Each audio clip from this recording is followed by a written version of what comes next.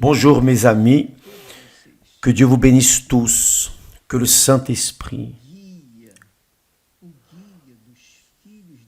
le guide des enfants de Dieu, vienne illuminer la compréhension, votre compréhension, mes amis, pour que vous compreniez sa parole et veniez alors avec plaisir la pratiquer. Voyez bien, nous avons parlé hier au sujet de la postérité d'Abraham et des fils d'Abraham.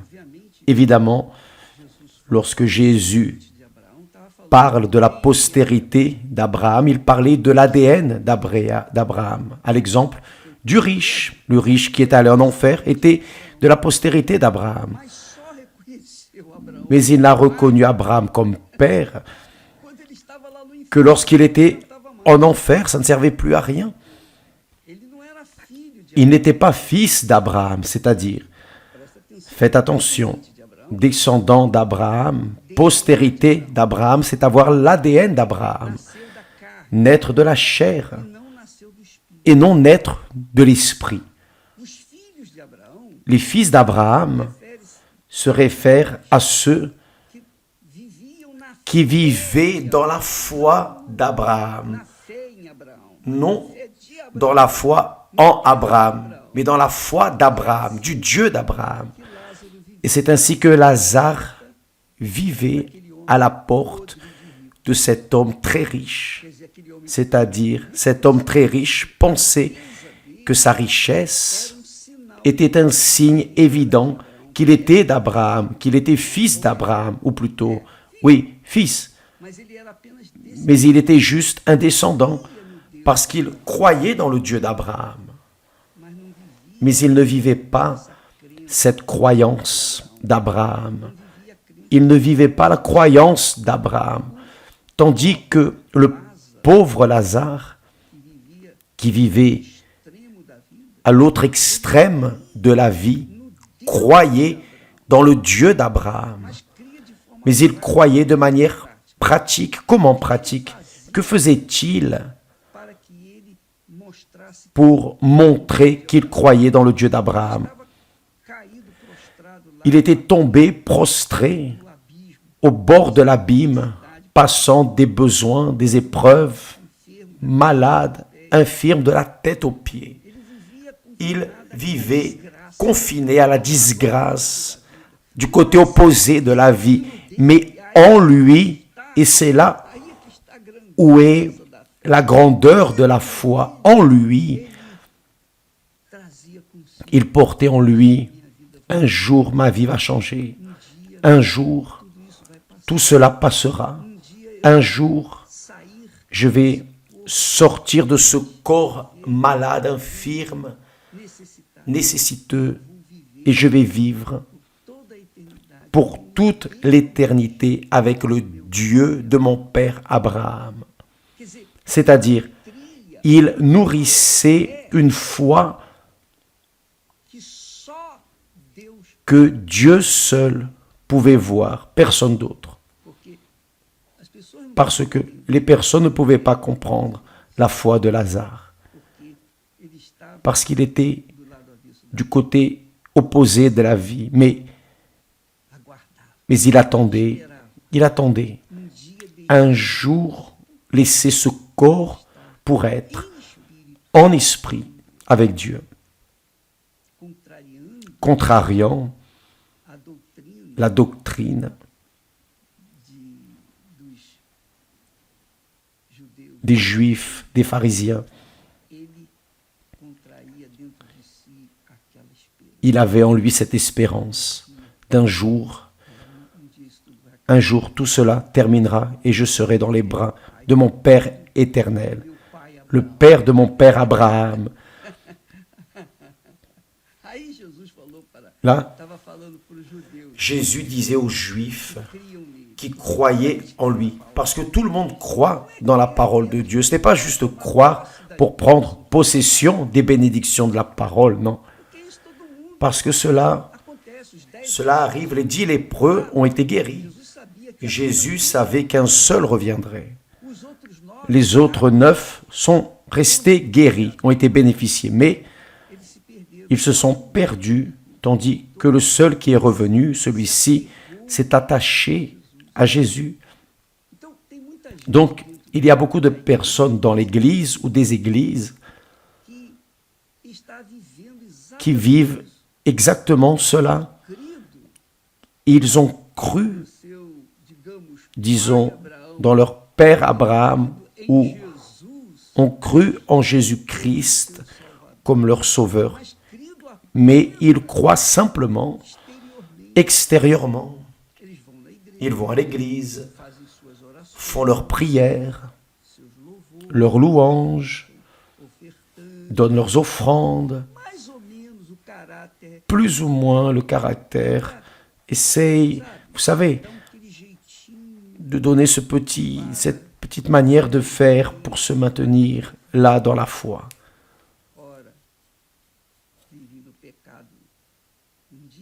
Vivent dans le péché un jour, l'autre jour confessent, enfin, cherchent Dieu, mais l'autre jour, le jour suivant, retournent au péché.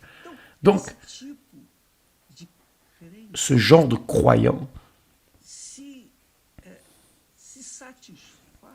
se satisfait, se conforme avec ce genre de vie, de relation, parce qu'il pense que par le fait d'aller à l'église, ah, je crois en Jésus, même les démons croient, Jacques dit cela, même les démons croient, et ce n'est pas pour cela qu'ils cessent d'être des démons. À quoi bon la personne croire en Jésus et faire leur propre volonté, ne pas faire sa volonté à lui? À quoi bon à la personne de croire en Jésus, mais de ne pas demeurer dans la foi, dans sa parole? C'est ce que Jésus a dit aux Juifs, les disciples qui croyaient en lui. Si vous demeurez dans ma parole, il parlait aux Juifs qui venaient de croire en lui. Oh, si vous demeurez dans ma parole, vous serez vraiment mes disciples. Vous connaîtrez la vérité et la vérité vous affranchira, c'est-à-dire la vérité viendrait se révéler et vous serez délivrés. Mais là, ils ont dit, nous sommes la postérité d'Abraham, c'est-à-dire nous avons une lignée, nous avons un père dans la foi qui a plu à Dieu. Ils croyaient, leur foi était tournée vers l'attitude ou les attitudes, le caractère d'Abraham, non dans le Dieu d'Abraham. C'est-à-dire, ils étaient religieux, ils pratiquaient la religion. Ils étaient religieux, sévèrement religieux, rigoureusement religieux. Mais ils n'étaient pas de Dieu. Ce qui arrive beaucoup, mais beaucoup vraiment, dans ce monde. Malheureusement, nous gagnons des âmes d'un côté, mais le diable, d'un autre, emmène les personnes à une sensation religieuse, à une sensation de bien-être, une sensation de bien-être spirituel. Lorsqu'ils sont dans l'église, les personnes se sentent bien. Elles pleurent. Elles offrent à Dieu des offrandes, des sacrifices, des louanges, l'adoration. Sauf que tout avec la bouche dehors. Parce qu'à l'intérieur, il n'y a rien de tout cela. Pourquoi? Parce qu'elles ne pratiquent pas, elles n'obéissent pas, elles ne suivent pas la parole de Dieu. Et nous serons jugés. Nous serons jugés. Ce n'est pas par la philosophie, ce n'est pas par la religiosité, parce que nous appartenons à l'Église, parce que nous expulsons des démons, parce que nous guérissons les malades. Non, nous serons jugés par notre caractère, le caractère spirituel. Dieu est esprit, et l'offrande qu'il attend de nous doit être spirituel. C'est-à-dire, ça doit être votre essence, mon essence. Ça ne sert à rien de prêcher l'évangile, prier pour les personnes, conseiller, faire de tout. Mais en moi, il existe un autre homme, une autre foi, la foi dans les choses de ce monde. Mes amis, Dieu ne voit pas cela. Il ne voit pas ce qu'il y a en nous. Dieu est esprit, Jésus a dit. Et il faut que ses adorateurs l'adorent en esprit et en vérité, c'est-à-dire ceux qui lui offrent des offrandes spirituelles, parce qu'il est esprit. L'offrande doit porter dans son essence la gratitude que la personne a envers le Père. Mais ce n'est pas l'offrande physique. Ce n'est pas l'offrande physique qui plaît à Dieu à ce moment, par exemple, qui va éteindre les péchés qui se commettent quotidiennement. La fornication, mensonge, les tromperies, enfin, la malice, la grande langue. Donc, dans les églises, il existe beaucoup de personnes qui se trompent avec leur foi apparente, disons ainsi. Parce qu'elles obéissent. De l'extérieur, c'est facile d'obéir à Dieu, oui ou non? C'est facile de donner des offrandes, c'est facile d'enlever les dîmes, les prémices pour Dieu. C'est facile de dire « Oh Jésus, je te loue, je t'aime », bien plus avec de la musique.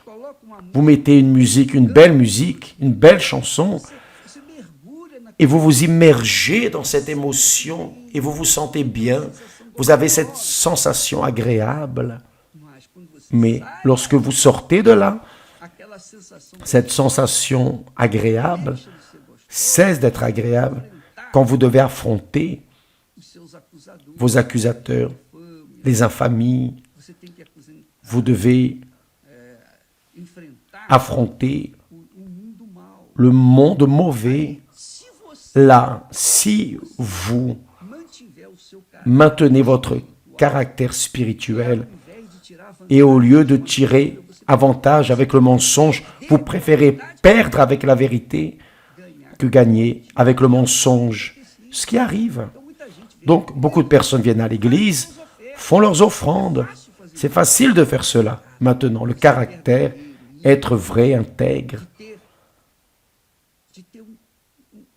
avoir un caractère véritablement chrétien, cela est difficile. Et c'est l'offrande qui plaît à Dieu. Les Juifs, là, ils ont dit, nous sommes de la postérité d'Abraham. Et que faisaient-ils? Ils faisaient toutes sortes, ils commettaient toutes sortes de péchés. Parce que Jésus, véritablement, a pointé le doigt. C'est pour cela que Jésus a dit, vous connaîtrez la vérité et la vérité vous affranchira. Et il a ajouté, en vérité, je vous le dis, quiconque se livre au péché est esclave du péché. Ça ne sert à rien à la personne de professer la foi chrétienne et continuer à servir le diable, servir le péché. Comprenez-vous ce que je dis? Ça ne sert à rien. Parce que si la personne vit dans le péché, elle est esclave du péché. Comment est-ce qu'une personne esclave du péché va cohabiter avec Dieu qui est esprit, qui est vérité? Comment est-ce qu'une personne qui dit avoir le Saint-Esprit, qui parle en langue, mais parle aussi des mensonges? C'est ce qu'il y a de plus. Comment est-ce qu'une personne qui adore Dieu dans ses louanges, qui a une belle voix, la chanson est merveilleuse, mais dans l'esprit, la personne vit dans la prostitution, vit dans le péché. Cette créature est esclave du péché. Et comme Jésus même a dit, l'esclave ne reste pas toujours dans la maison. Tôt ou tard, il va tomber. Et c'est ce que nous voyons. Nous voyons des pasteurs, des évêques, des personnes qui se disent de Dieu, supposément étaient de Dieu, vivant dans le péché. Pourquoi? Parce qu'elles ne sont pas nées du Saint-Esprit. Leur offrande n'a pas servi, a pu servir pour les autres, mais pour eux, non. Parce qu'ils ont présenté une offrande contaminée de péché. Et Dieu n'accepte pas cela. Lorsque nous comprenons que Dieu est esprit et que, évidemment, il attend que nous soyons spirituels au point de présenter notre vie avec caractère, vérité, intégrité, époux d'une seule épouse, épouse d'un seul époux, enfants qui respectent leurs parents, parents qui orientent leurs enfants dans la vérité et des choses de cette nature. Donc, cela est plus que de venir et dire « Jésus, je t'aime, je te loue », ça c'est facile. Mais vivre ce que vous dites croire, là, mes amis, c'est là où reste la question, si vous êtes réellement de Dieu. Et vous savez cela. Laissez-moi boire un peu d'eau, s'il vous plaît. La vérité, mes amis, c'est que Dieu est esprit et l'offrande qu'on lui présente doit être spirituelle.